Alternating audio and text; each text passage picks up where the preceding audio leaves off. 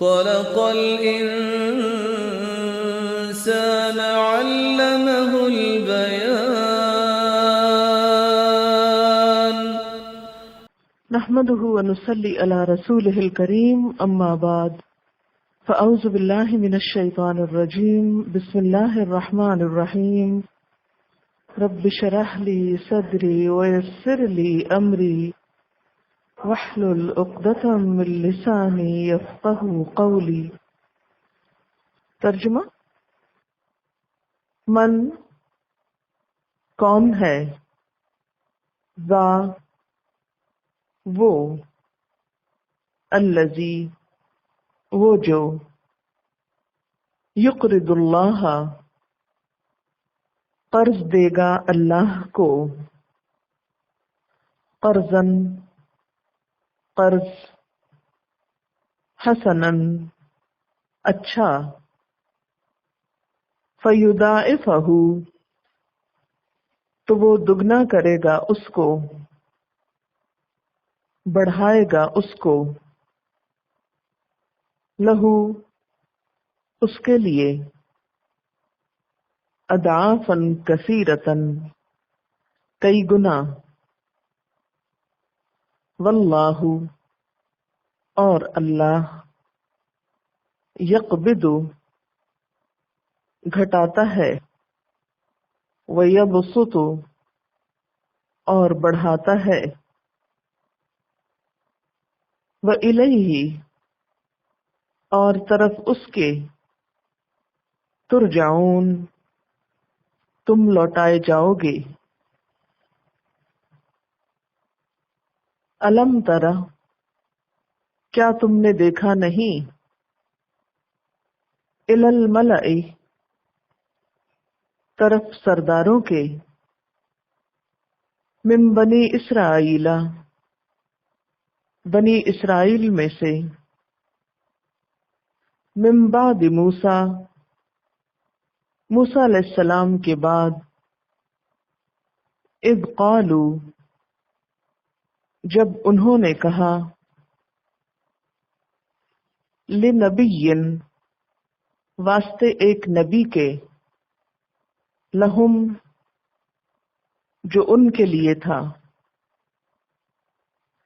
ابعث مقرر کر، لنا ہمارے لیے، ملکن ایک بادشاہ، نقاتل ہم جنگ کریں، فی سبیل اللہ اللہ کے راستے میں، قال اس نے کہا،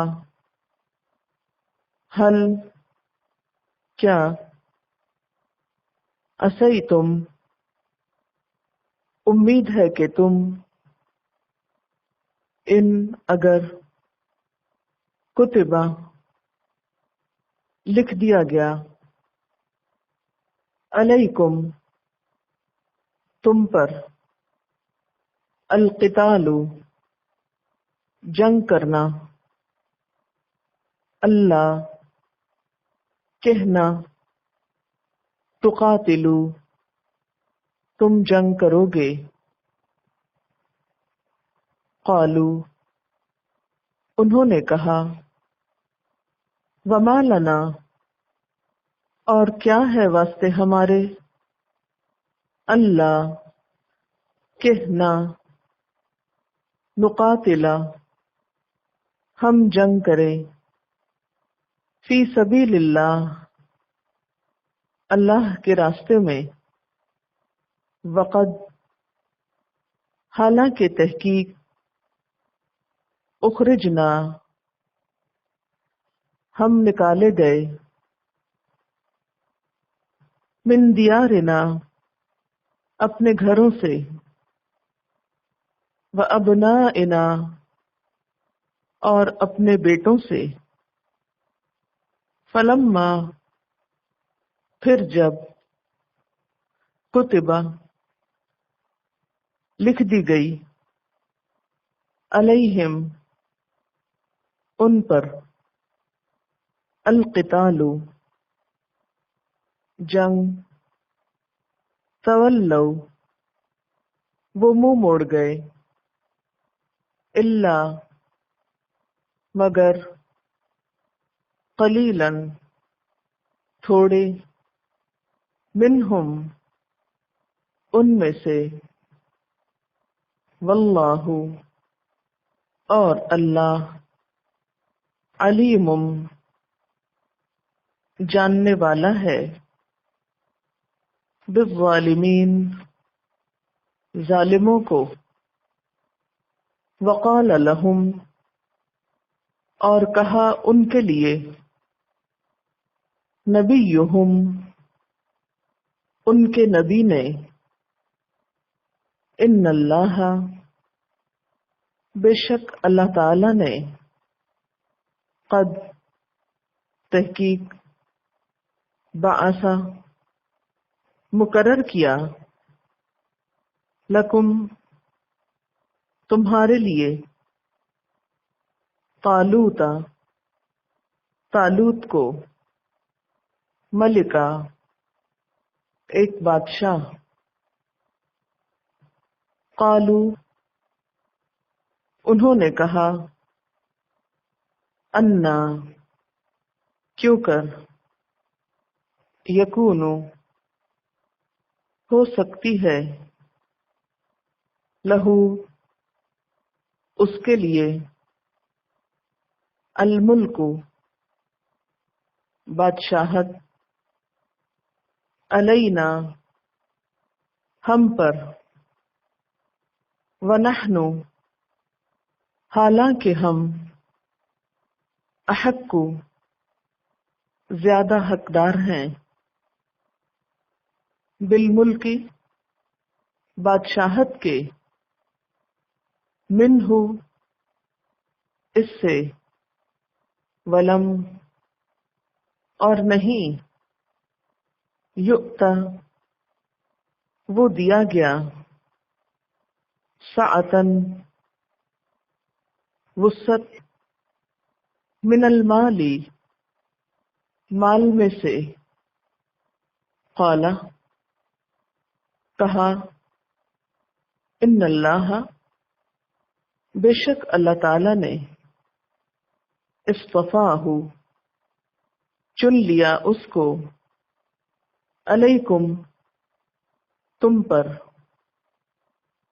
وزادہ اور زیادہ دی اس کو، بسطتاً وسعت، فراخی، فی العلم علم میں، والجسم اور جسم میں، واللہ اور اللہ تعالی، یؤتی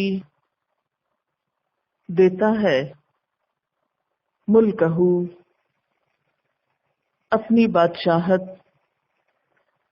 من یشاء جس کو چاہتا ہے، واللہ اور اللہ، واسع وسعت والا ہے، علیم علم والا ہے، وقال اور کہا، لہم واسطے ان کے، نبیہم ان کے نبی نے، ان بے شک، آیتا نشانی، ملک ہی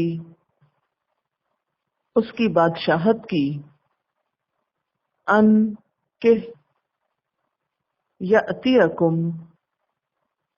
آئے گا تمہارے پاس، التابوت تابوت، صندوق، فیہ اس میں، سکینۃ تسکین ہے، من ربکم تمہارے رب کی طرف سے، وبقیۃ اور باقی ماندہ، مما اس میں سے جو ترکا چھوڑ گئے آل موسیٰ آل موسیٰ و آل ہارون اور آل ہارون تحملہ اٹھائے ہوئے ہوں گے اس کو الملائکہ فرشتے ان بے شک فی ذالک اس میں لآیتن البتہ ایک نشانی ہے لکم تمہارے لیے ان کنتم اگر ہو تم مؤمنین ایمان لانے والے۔ تفسیر من ذا الذی کون ہے وہ جو یقرض اللہ قرضا حسنا قرض دے اللہ کو اچھا قرض، یعنی اپنی جانیں اللہ کے راستے میں پیش کرنے کے علاوہ اپنے مال بھی اس کے راستے میں خرچ کرو۔ اللہ کے راستے میں مال خرچ کرنے کو اللہ تعالیٰ کیا قرار دیتے ہیں؟ اپنے ذمے قرض قرار دیتے ہیں۔ تو یہاں مسلمانوں کو انفاق فی سبیل اللہ پر ابھارا جا رہا ہے۔ قرض وہ مال ہوتا ہے جو کسی دوسرے کو اس کی ضرورت پوری کرنے کے لیے دیا جاتا ہے اور اس شرط پر دیا جاتا ہے کہ وہ واپس مل جائے گا۔ یعنی قرض کے اندر مفہوم کس چیز کا ہے کہ کسی کو دیا جانے والا وہ مال جس کو واپس ملنا چاہیے۔ تو کون ہے جو اللہ کو قرض دے؟ یعنی جو مال تم اللہ کی راہ میں دو گے وہ کہیں گم نہیں ہو جائے گا، ختم نہیں ہو جائے گا، ضائع نہیں ہو جائے گا، بلکہ تم کو واپس ملے گا۔ وہ اللہ کے ذمے ایک قرض ہے۔ لیکن یہاں کیسا قرض مانگا جا رہا ہے؟ جو قرض حسنہ ہو، اچھا قرض۔ اور حسن کا معنی کیا ہے؟ پسندیدہ، جو عقل کے اعتبار سے بھی پسندیدہ ہو، سوچ کے اعتبار سے، خواہش نفسانی کے اعتبار سے، جو نگاہ کو بھی بھلا معلوم ہو۔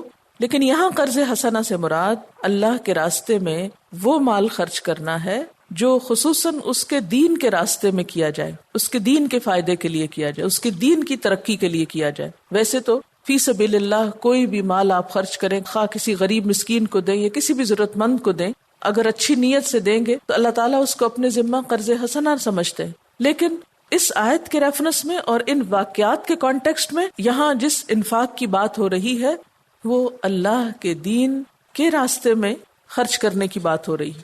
اور ویسے اللہ کے راستے میں دیا ہوا کوئی بھی مال جو اچھی نیت، اچھے جذبے، اچھی سوچ کے ساتھ ہو وہ قرض حسنہ ہی ہوتا ہے۔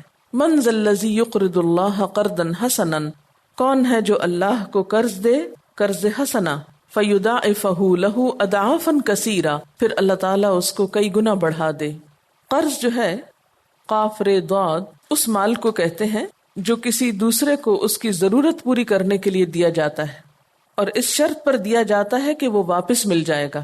اور حسنن کا لفظ ہے سین نون سے ہے، ہر خوش کن اور پسندیدہ چیز کے لیے استعمال ہوتا ہے۔ حسن کی 3 قسمیں ہیں۔ نمبر 1 وہ چیز جو عقل کے اعتبار سے پسندیدہ ہو، نمبر 2 وہ جو خواہش نفس کی روح سے پسندیدہ ہو، اور نمبر 3 وہ جو نگاہ کو بھلی معلوم ہو، یعنی ظاہری طور پر بھی، عقلی طور پر بھی اور دلی طور پر بھی انسان کو خوشگوار معلوم ہو۔ تو من ذا الذی یقرض اللہ قرضا حسنا، یہاں پھر قرض حسنہ سے مراد کیا ہے؟ اچھا قرض، یعنی پسندیدہ قرض جو اللہ تعالیٰ کو دیا جائے گا۔ اس سے مراد اللہ کے راستے میں مال خرچ کرنا ہے، خاص طور پر اس کے دین کی خدمت کے لیے۔ اس کو قرض حسنہ کیوں کہا گیا؟ کیونکہ ایسا مال صرف دل کے اچھے جذبے کے ساتھ ہی خرچ کیا جا سکتا ہے اور اس سے کوئی اور مفاد مطلوب نہیں ہوتا، کوئی اور غرض نہیں ہوتی۔ تو یہاں مسلمانوں کو اللہ کے راستے میں خرچ کرنے کے لیے ابھارا جا رہا ہے۔ کون ہے جو اپنا مال اللہ کے راستے میں دے گا؟ اس مال کو اللہ تعالیٰ اپنے ذمے قرض فرماتے ہیں اور وہ تمہیں واپس لوٹایا جائے گا۔ کس طرح؟ فَيُضَاعِفَهُ لَهُ أَضْعَافًا كَثِيرَةً وہ اس کو کئی گنا بڑھا چڑھا کر واپس لوٹائے گا۔ وَاللَّهُ يَقْبِضُ اور اللہ ہی تنگ کرتا ہے، کم کرتا ہے، وَيَبْسُطُ اور بڑھا دیتا ہے، وَإِلَيْهِ تُرْجَعُونَ اور اس کی طرف تم سب لوٹائے جاؤ گے۔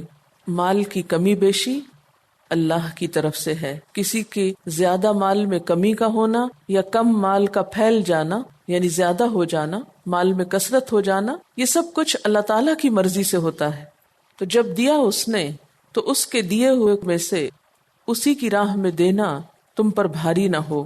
اپنے آگے جانے سے پہلے اپنے لیے دنیا سے ہی کچھ تیاری کر کے کچھ دے کر جاؤ، کیونکہ ایک وقت آنے والا ہے کہ تم خود بھی اس کی طرف لوٹا دیے جاؤ گے. اللہ کے دیے ہوئے کو اس کی طرف لوٹاؤ جیسے تم خود ایک دن اس کی طرف لوٹا دیے جاؤ گے. وَإِلَيْهِ تُرْجَعُونَ.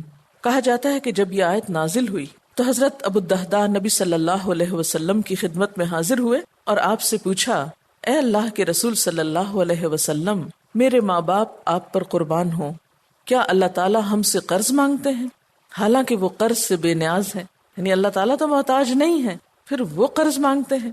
آپ نے فرمایا، ہاں، اللہ تعالیٰ چاہتے ہیں کہ تم کو اس کے ذریعے سے جنت میں داخل کر دیں. یعنی جو کچھ مانگ رہے ہیں اس کے بدلے میں تمہیں جنت دینا چاہتے ہیں. یہ سن کر ابو الدہداء نے کہا، اللہ کے رسول صلی اللہ علیہ وسلم، آپ اپنا ہاتھ آگے بڑھائیں. آپ نے اپنا ہاتھ آگے بڑھا دیا. آپ کا ہاتھ اپنے ہاتھ میں لے کر ابو الدہداء کہتے ہیں، میں کھجور کے 2 باغوں کا مالک ہوں، اس کے علاوہ میری ملکیت میں کچھ بھی نہیں.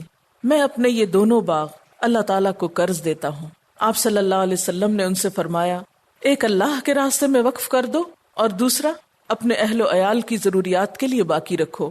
ابو الدہداء نے عرض کیا، آپ گواہ رہیے، ان دونوں میں سے بہترین باغ جس میں کھجور کے 600 درخت ہیں اس کو میں اللہ کے راستے میں خرچ کرتا ہوں، وہ میں اللہ کو قرض دیتا ہوں. آپ نے فرمایا، اے ابو الدہداء، اللہ تعالیٰ تمہیں اس کے بدلے میں جنت عطا کریں گے. ابو الدہداء اس بات کے بعد اپنے گھر تشریف لائے اور جو باغ انہوں نے دینا کیا اس کے اندر بھی دوبارہ نہیں گئے. اس کے دروازے پر ہی کھڑے ہو کر اپنی بیوی کو پکارا، کیونکہ ان کا گھر اسی باغ کے اندر تھا، کہ اے دہداء کی ماں، تم اس باغ سے باہر آ جاؤ، اس گھر سے باہر آ جاؤ، کیونکہ میں نے یہ باغ اپنے رب کو قرض دے دیا ہے. وہ بھی سن کر بولی، اے دہداء کے باپ، تم نے بہت اچھا سودا کیا. اور یہ کہہ کر خوشی خوشی وہ اس سے باہر آ گئیں. نبی صلی اللہ علیہ وسلم ان کے اس عمل پر اس قدر خوش ہوئے کہ آپ نے فرمایا، کم من عذق رداح ودار فیاح لأبی الدہداء. کھجوروں سے لبریز بے شمار درخت اور کشادہ محلات کس قدر ابو الدہداء کے لیے تیار ہیں، یعنی جنت میں ابو الدہداء کا انتظار کر رہے ہیں. تو یہ آیت خوبصورت آیات میں سے ہے اور صحابہ کرام کے جذبہ عمل کو بھی واضح کرتی ہے کہ کس طرح وہ اللہ کا حکم سن کر آگے بڑھے اور انہوں نے عمل میں کچھ بھی دیر نہ لگائی. یہی وجہ ہے کہ ان کے ہاتھوں اسلام کو ترقی نصیب ہوئی. اور آج ہم جیسے لوگ جو صرف اپنی ذات کے لیے جیتے ہیں، جو صرف دنیا کے لیے جیتے ہیں، جو صرف دنیا ہی کو جنت بنا لینا چاہتے ہیں، حالانکہ دنیا عارضی جگہ ہے، یہی وجہ ہے کہ ہم جیسے لوگوں کے ہاتھوں آج اسلام کا یہ حال ہو گیا ہے. حالانکہ کتاب بھی وہی ہے، پیغمبر بھی وہی ہیں، ہماری زبانیں بھی وہی ہیں جیسے ان لوگوں کی زبانیں تھیں، لیکن ہمارے کہنے اور ان کے کہنے میں بہت بڑا فرق تھا. ہم صرف الفاظ سے کام لیتے ہیں، جبکہ ان کے الفاظ کے ساتھ ان کا عمل بھی شریک تھا. اور الفاظ کے ساتھ جب عمل شامل ہوتا ہے تو ہی تبدیلی آتی ہے. یہ سب کچھ اسی وقت ہو سکتا ہے جب حقیقی معنوں میں سچے دل سے انسان ہر چیز سے بڑھ کر اللہ کو چاہے، کیونکہ جس چیز کی محبت انسان کے دل میں سب سے زیادہ ہوتی ہے اس کے لیے ہر چیز قربان کرنا آسان ہو جاتا ہے. اس کے لیے پھر کچھ بھی دینا مشکل نہیں لگتا، اور انسان مجبوری سے نہیں دیتا، تھوڑ دلی سے نہیں دیتا، خوشی سے دیتا ہے. لیکن جب تک انسان کے دل میں اللہ کی محبت سے بڑھ کر مال کی محبت ہوتی ہے، دنیا کی محبت ہوتی ہے، تو پھر انسان تھوڑا سا دیتے ہوئے بھی بہت ڈرتا ہے. حالانکہ اس نے یہ سب کچھ لیا کہاں سے، اس کے پاس آیا کہاں سے، آخر اس کا توکل اللہ پر کیوں نہیں جاتا؟ پہلے بھی تو اسی نے دیا، دوبارہ بھی وہی دے گا، پھر اس کی راہ میں دیتے ہوئے یہ ڈر کیسا؟ صحابہ کرام کی انہی قربانیوں کی وجہ سے اور اسی فراخ دلی کی وجہ سے انہیں دنیا میں بھی عزت نصیب ہوئی اور اسلام کو کامیابی اور غلبہ نصیب ہوا. آج اسلام کا یہ حال، مسلمانوں کی یہ ذلت کیوں ہے؟ اس کی ایک بہت بڑی وجہ ہے کہ جب اپنی ذات کے لیے خرچ کرنے کا وقت آتا ہے تو ہم بڑی سے بڑی رقم خرچ کر لیتے ہیں. ہمارے شادی بیاہ، ہمارے لین دین کے رسم و رواج، ہماری پیدائش اور موت، ان مواقع پر ہم کیا کچھ خرچ نہیں کرتے، اور اس کے مقابلے میں فی سبیل اللہ، اللہ کے دین کی ترقی کے لیے، اللہ کے دین کو پھیلانے کے لیے ہم کتنا مال نکالتے ہیں ہم سب جانتے ہیں.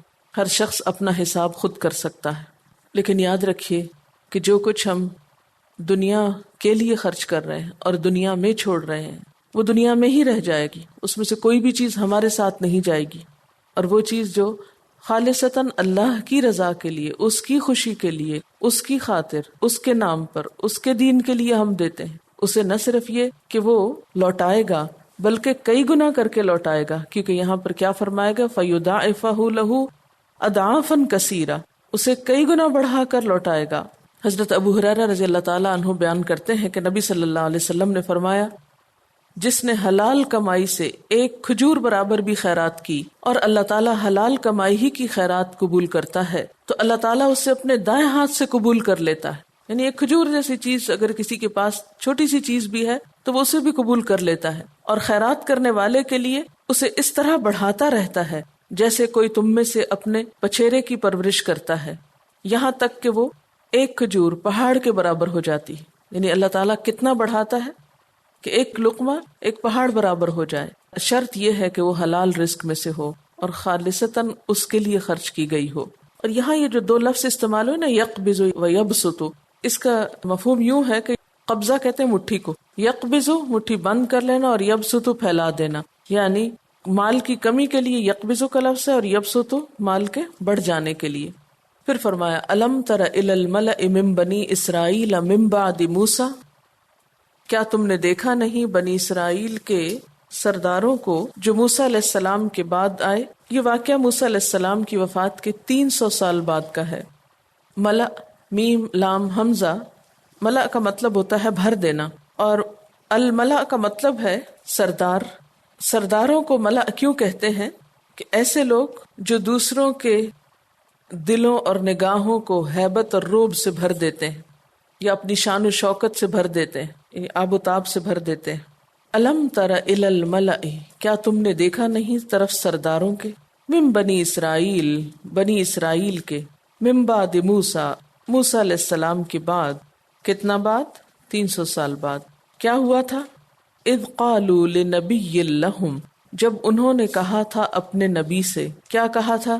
ابعث لنا ملکن، مقرر کرو ہمارے لیے ایک بادشاہ. بادشاہ کا لفظ جو ہے یہ 2 معنوں میں استعمال ہوتا ہے. میم لام کاف اس کا روٹ ہے. ملک کے معنی ہوتے ہیں صاحب اختیار، صاحب اقتدار، جس کے پاس اقتدار ہو، اختیار ہو. یہ اقتدار 2 طرح کا ہو سکتا ہے. ایک ہے مطلقاً یعنی مکمل اقتدار جیسے کسی بادشاہ کا ہوتا ہے، یا پھر محدود اختیار جیسے کسی امیر لشکر یا سپہ سالار کا ہوتا ہے. تو نبی کے ہوتے ہوئے انہوں نے ایک اور بادشاہ کی جو بات کی تو اس کا مطلب کیا تھا کہ ہمارے لیے ایک سپہ سالار مقرر کیا جائے، کیونکہ وہ نبی جو تھے اس وقت عمر رسیدہ تھے. نقاتل فی سبیل اللہ، کہ ہم اللہ کے راستے میں جنگ کر سکیں. قال، تو نبی نے کہا، ہل اسیتم، کہیں ایسا تو نہ ہوگا کہ تم، ان کتب علیکم القتال، کہ اگر تم پر جنگ فرض کر دی گئی، مقرر کر دی گئی، اللہ تو قاتلو، کہ تم جنگ نہ کرو. کہیں ایسا تو نہیں کہ تمہیں جنگ کرنے کو کہا جائے اور جنگ مقرر ہو جائے اور سپہ سالار بھی مل جائے اور پھر تم نہ لڑو. قالو، کہنے لگے، وما لنا، کیا ہے بھلا ہم کو، اللہ نقاتل فی سبیل اللہ، کہ ہم اللہ کے راستے میں جنگ نہ کریں. وقد اخرجنا من دیارنا و ابنائنا، حالانکہ ہم اپنے گھروں اور اپنے بچوں سے نکالے گئے. کہا یہ جاتا ہے کہ ان کی حالت ان کی شرک و بدعت اور ان کی گمراہی کی وجہ سے ایسی ہو چکی تھی کہ جو ان کے پڑوس کی اقوام تھی وہ ان پر حملہ آور ہوئیں اور ان کے مال و اسباب لوٹ لیے گئے اور ان کو بہت ذلیل و خوار کیا گیا. تو اپنی اس ذلت اور اپنی اس خواری کا بدلہ لینے کے لیے یہ لڑنا چاہتے تھے. وقد اخرجنا من دیارنا و ابنائنا، حالانکہ ہم اپنے گھروں اور بیٹوں سے نکال دیے گئے. فلما کتب علیہم القتال، لیکن پھر ہوا وہی جو نبی کا خدشہ تھا. جب ان پر جنگ فرض کی گئی، تولوا، تو وہ منہ موڑ گئے. الا قلیلا منہم، مگر ان میں سے بہت تھوڑے جنہوں نے ثابت قدمی دکھائی. واللہ علیم بالظالمین، اور اللہ ظالموں کو خوب جاننے والا ہے۔ وقال لهم نبیہم، اور ان کے نبی نے ان سے کہا، ان اللہ، بے شک اللہ تعالی نے، قد بعث لکم طالوت ملکا، تمہارے لیے طالوت کو بادشاہ مقرر کیا ہے، سپہ سالار مقرر کیا ہے۔ طالوت کا لفظ جو ہے عبرانی زبان کا لفظ ہے جس کا معنی ہے لمبا تڑنگا، یعنی بہت لمبا شخص۔ کہا جاتا ہے کہ یہ بنیامین کے قبیلے میں سے تھے، جو بنی اسرائیل کا سب سے چھوٹا قبیلہ تھا۔ تو اس قبیلے کے کسی شخص کی بالادستی قبول کرنا ان کے لیے بہت مشکل تھا۔ تو جس وقت اللہ تعالیٰ نے ان کے لیے طالوت کو مقرر کیا، قالو، کہنے لگے، انا یکون لہ الملک علینا، اس کی بادشاہت کیسے ہو سکتی ہے ہم پر؟ بہت حیران ہوئے، وہ ہم پہ بادشاہ بنایا گیا ہے۔ وَنَحْنُ أَحَقُّ بِالْمُلْكِ مِنْهُ، حالانکہ ہم بادشاہت کے اس سے بڑھ کے حقدار ہیں۔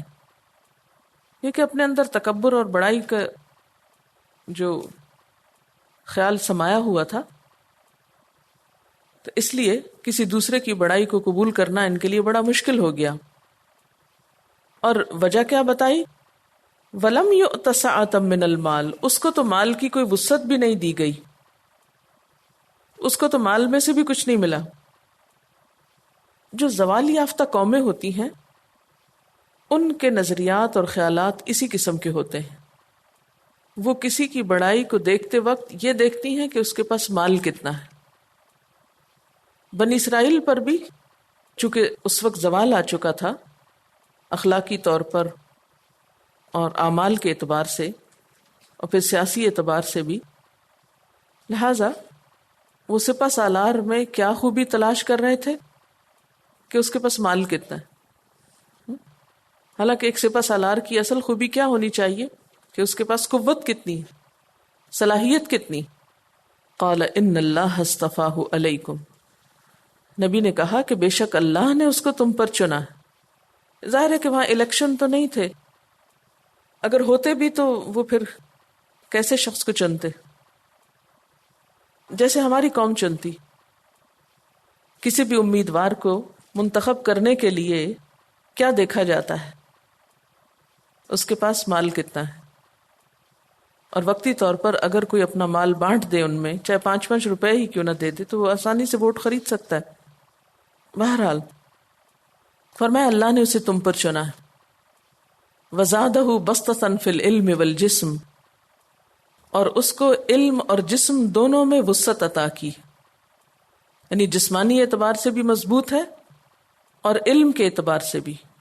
اور ایک سپہ سالار میں یہی 2 خصوصیات ضروری ہیں۔ قیادت مال کے بغیر بھی ہو سکتی، لیکن علم اور جسم کی قوت کے بغیر قیادت ممکن نہیں۔